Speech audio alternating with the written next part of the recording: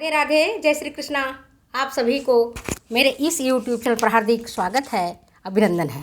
प्यारे बच्चों, पिछले वीडियो में मैंने आपको फूड साइंस एंड न्यूट्रिशन पर कुछ क्वेश्चंस पूछे थे। आप लोग का ही रिक्वेस्ट था कि मैडम हमें पढ़ा दीजिए, हमारे पास इतने पैसे नहीं कि मैं कोचिंग कर सकूं, किताबें खरीद सकूं। तो जहाँ तक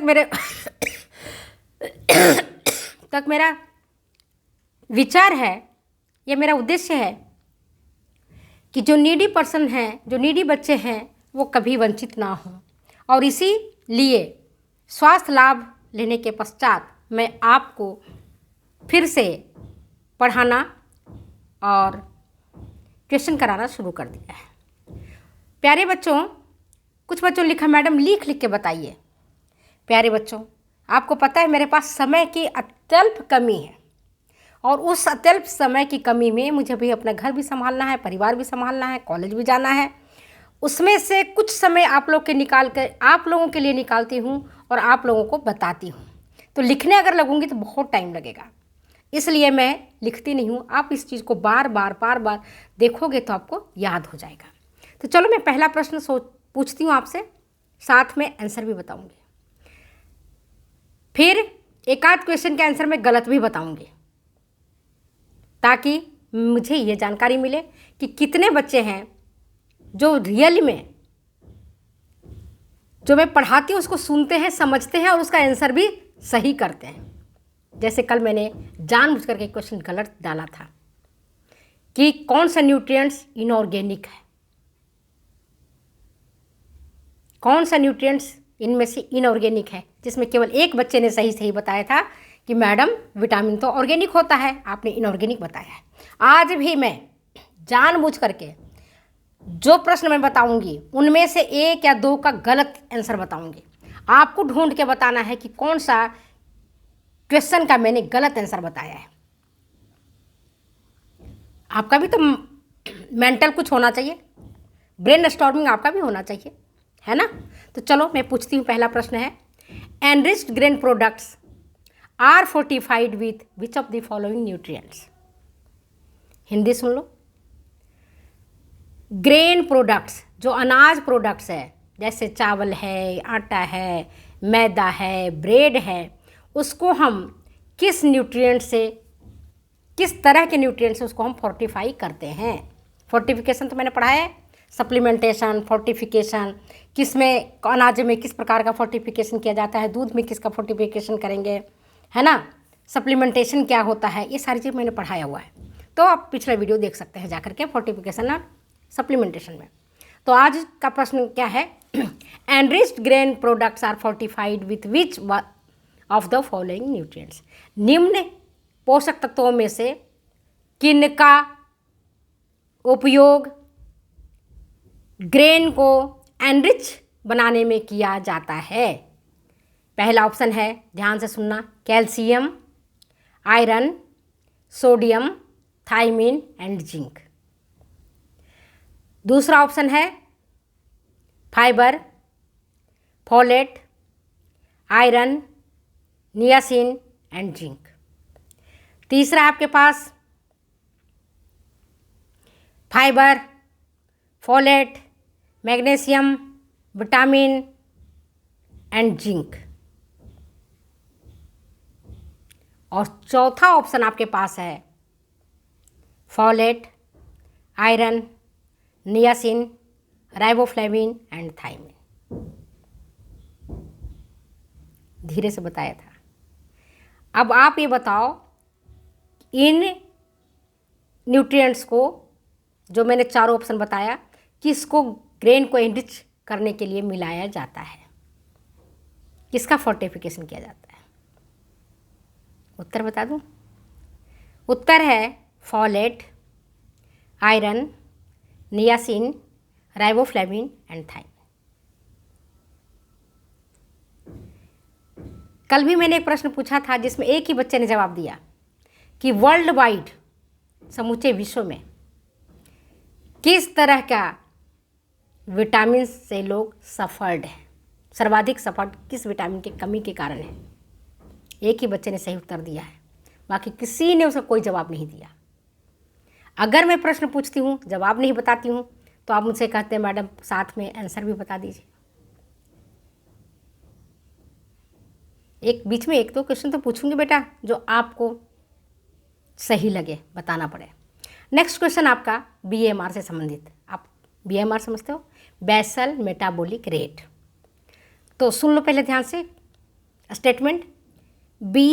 BMR basal metabolic rate is directly related to the surface area, मतलब सरफेस एरिया से वो डायरेक्टली संबंधित होता है, and inversely proportional to the age, और एज से वो इन्वर्सली प्रोपोर्शनल होता है। Choose the correct statement about the BMR of the following. इनमें से जो स्टेटमेंट है उनमें से सही स्टेटमेंट आपको चुनना है। क्या है? पहला, BMR has no effect on age matched males and females, मतलब बीएमआर का मेल और फीमेल के एज से कोई प्रभाव नहीं पड़ता है। दूसरा है option, males have equal BMR than same age of females. Male और फीमेल अगर दोनों का एज समान है तो बीएमआर में कोई डिफरेंस नहीं होता, दोनों बराबर है। तीसरा है, males have higher BMR than same age of females. Male का हायर बीएमआर होता है than same age of the females, उसी उम्र की महिला से जो पुरुष है उसका बीएमआर अधिक होता है। और चौथा है, males have lower BMR than same age of females. ये स्टेटमेंट मैंने आपको दिया है, इनमें से सही उत्तर क्या होगा ये आपको बताना है। बीएमआर पर मैंने पूरी क्लास लिया है, एक नहीं दो नहीं तीन, कि बीएमआर बेसल मेटाबॉलिक रेट किन किन कारकों पर निर्भर करता है। तो पहले उसको देखना, इसका उत्तर आपको सही सही ढूंढ के देना है। नेक्स्ट क्वेश्चन आपके पास है, milk builds our bones very strong. दूध हमारे हड्डियों को बहुत मजबूत बनाता है। Is an example of which one among the following. तो ये किसका एग्जाम्पल है? हेल्थ क्लेम का, न्यूट्रिएंट कंटेंट क्लेम का, न्यूट्रिशन फैक्ट का, या स्ट्रक्चर फंक्शन क्लेम का? ये किसका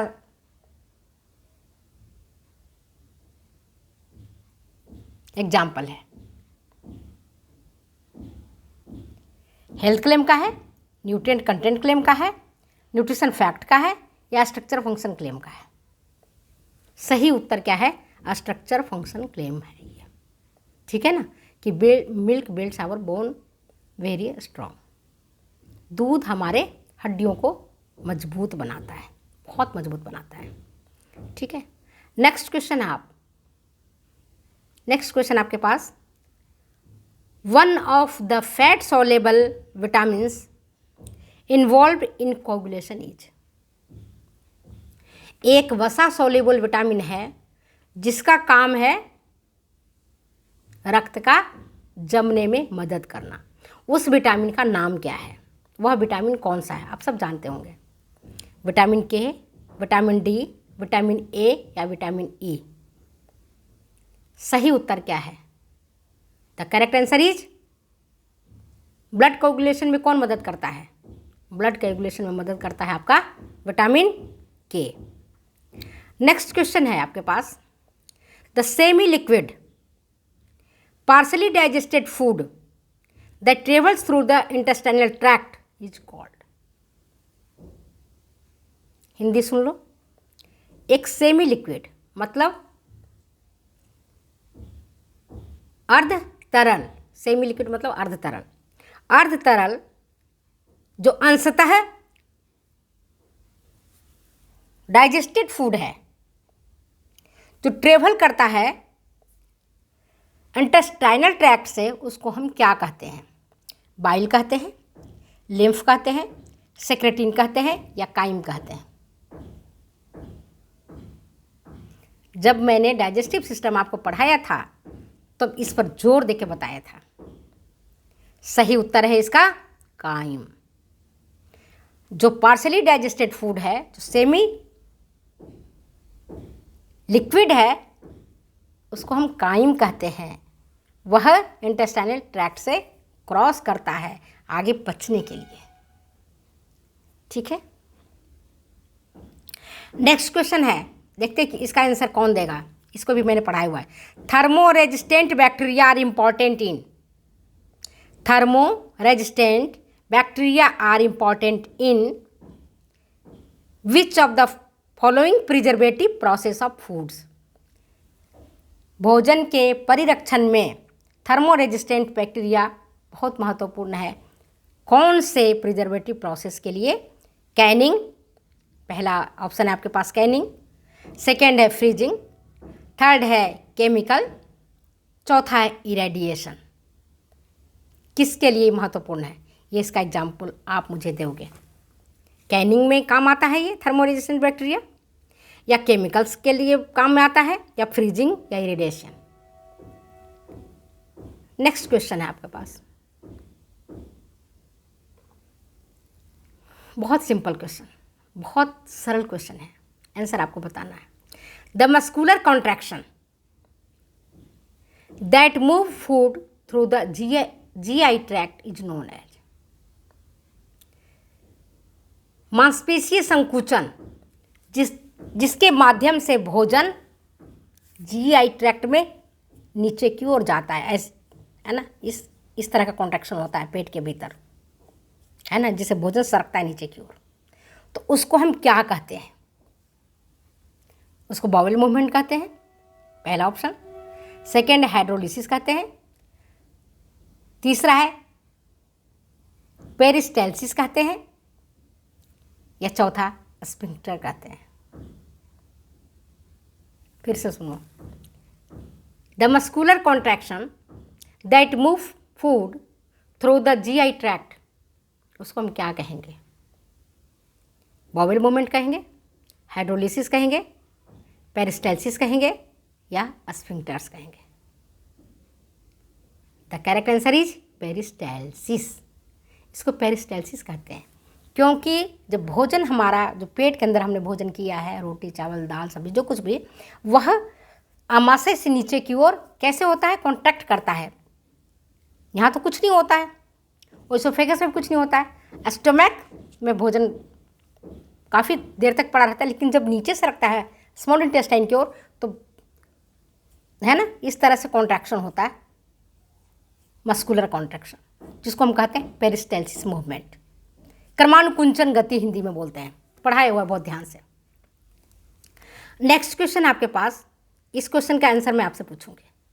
खूब मैंने अमीनो एसिड पढ़ाया हुआ है, प्रोटीन पढ़ाया हुआ है, 3-3, 4-4 क्लासेज मैंने लिया है इसमें, तो देखते हैं इसका आंसर कौन देगा सही जवाब। Which one of the following are only 2 amino acids. निम्न में से कौन 2 अमीनो एसिड ऐसा है जिसको हम सेमी एसेंशियल अमीनो एसिड्स के नाम से जानते हैं? क्या कहेंगे उसको? Semi essential amino acids. Essential amino acids के बारे में आपको पढ़ाया हुआ है, सेमी एसेंशियल अमीनो एसिड्स के बारे में पढ़ाया हुआ है, इससे संबंधित प्रश्न है। अब देखते हैं कौन बच्चा सही इसका आंसर देगा। मैं कई बार जवाब आपको नहीं दे पाती हूँ, आपको पता है कि मैं बिजी रह जाती हूँ तो नहीं कर पाती हूँ, देखती हूँ सबका। ऑप्शन आपके पास क्या है? एस्पेरेजिनिन एंड मेथियोनिन, दूसरा है हिस्टिडीन एंड आर्जिनिन, तीसरा है ट्रिप्टोफैन एंड हिस्टिडीन, चौथा है टायरोसिन एंड आर्जिनिन। इनमें से कौन 2 ऐसा एसेंशियल नहीं, सेमी एसेंशियल अमीनो एसिड्स हैं? उसका आंसर आपको बताना है। नेक्स्ट क्वेश्चन और पूछती हूँ, बहुत इजी है, लैंग्वेज के कारण आप लोग थोड़ा सा दिमाग घूम जाएगा। आंसर कितना है देखो। The lack of protein predominant food, the lack of protein predominant food causes which one of the following disease. अगर आहार में प्रोटीन की पर्याप्त मात्रा नहीं रहता है तो कौन सा रोग हो जाता है? समझ गए? अगर भोजन में, आहार में प्रोटीन पर्याप्त मात्रा में उपस्थित न हो तो कौन सा रोग होता है? आपके पास ऑप्शन है ऑस्ट्रोमेलेशिया, सेकेंड है मैरास्मस, थर्ड है क्वाशियरकोर, चौथा है blue baby syndrome. Easy question है। सही उत्तर क्या है हमारा? क्वाशियरकोर। सही उत्तर है हमारा क्वाशियरकोर, है ना? क्योंकि ऑस्ट्रोमेलेशिया किसके कारण कमी से होता है? कैल्शियम की कमी से। मैरास्मस जब आहार में, बालकों के आहार में प्रोटीन के साथ साथ ऊर्जा भी नहीं मिलता है, इसलिए प्रोटीन कैलोरी कुपोषण इसको बोलते हैं, मैरास्मस। क्वाशियरकोर जब बालकों के आहार में प्रोटीन की मात्रा बिल्कुल कम रहती है जबकि उनके आहार में ऊर्जा की मात्रा, कैलोरी की मात्रा पर्याप्त रहती है, कार्बोहाइड्रेट की मात्रा पर्याप्त रहती है, तो उसको हम कहेंगे क्वाशियरकोर। मतलब प्रोटीन की कमी लेकिन कार्बोहाइड्रेट की कमी नहीं है, क्वाशियरकोर। ब्लू बेबी सिंड्रोम ये नहीं है उसका करेक्ट आंसर। ठीक है, correct answer is kwashiorkor. Next question आपके पास, which one of the following is the main function of bile? Bile, पित्त, पित्त का मुख्य कार्य क्या है? पित्त का मुख्य कार्य क्या है? पहला ऑप्शन है केटेलाइज हाइड्रोलिसिस, इमल्सिफाई फैट्स, तीसरा है न्यूट्रलाइज स्टोमैक एसिडिटी, चौथा है स्लो प्रोटीन डाइजेशन। सही उत्तर क्या है? पित्त क्या करता है? पढ़ाया था डाइजेस्टिव सिस्टम में, फिर से जाके देखना आप, एनाटॉमी एंड फिजियोलॉजी वाला प्लेलिस्ट में खोल के देखना, डाइजेस्टिव सिस्टम खोल के देखना, आपको पता चलेगा। तो बाइल का मुख्य फंक्शन है फैट्स को इमल्सिफाई करना, इमल्सिफिकेशन ऑफ द फैट, वसा का पायसीकरण करना, सेपोनिफिकेशन नहीं, इमल्सिफिकेशन। ठीक है, नेक्स्ट क्वेश्चन है आपके पास, the pancreas neutralises stomach acid in the small intestine by secreting. क्या सेक्रेट करता है? हिंदी समझ गए ना? स्टोमैक में होता है गैस्ट्रिक एसिड जिसके कारण फूड हो जाता है एसिडिक। अब स्मॉल इंटेस्टाइन में अगर वो एसिडिक फूड जाएगा तो स्मॉल इंटेस्टाइन को करेगा नुकसान। तो उसको नुकसान से बचाने के लिए पेनक्रियाज क्या सिक्रीट करता है, क्या स्रावित करता है, जिसके कारण भोजन की प्रकृति जो एसिडिक थी अब अल्कलाइन हो जाती है। आंसर आपको बताना है, मैंने पढ़ाया हुआ पूरा डिटेल्स में इसको, ननद भौजाई के झगड़े में करके वही बताया है ना? देखना आप, बाइकार्बोनेट करता है, बाइल करता है, म्यूकस करता है, एंजाइम्स क्या स्रावित करता है? ढूंढ के आप बताओगे क्वेश्चन का आंसर।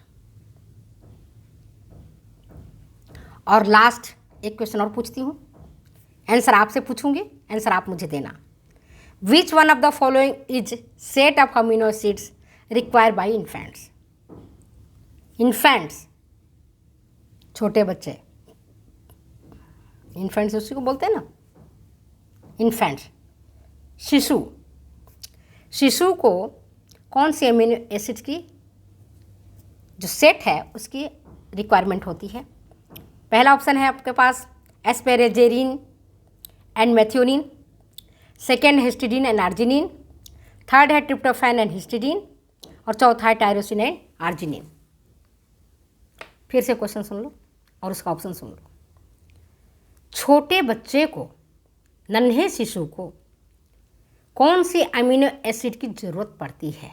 ये भी मैंने डिटेल से पढ़ाया है, इसका आंसर आप देंगे। एस्पेरेजिन एंड मेथियोनिन पहला ऑप्शन, दूसरा हिस्टिडीन एंड आर्जिनिन, तीसरा है ट्रिप्टोफैन एंड हिस्टिडीन, और चौथा है टायरोसिन एंड आर्जिनिन। कौन सी अमीनो एसिड की उसकी ज़रूरत पड़ती है। तो चलो अब मैं अपने वीडियो का यहीं विराम देती हूँ क्योंकि मुझे कॉलेज जाना है, लेट हो जाऊँगी। ओके बाय बेटा। वीडियो अच्छी लगती है शेयर करें, सब्सक्राइब करें, लाइक करना बिल्कुल नहीं भूलें, कमेंट करना ज़रूर कमेंट करें, कमेंट ज़रूर करना, हमें अच्छा लगेगा कमेंट करोगे तो। भले गलत ही कमेंट करो पर करो तो सही, पढ़ो तो सही, देखो तो सही। चलो चलती हूँ। ओके।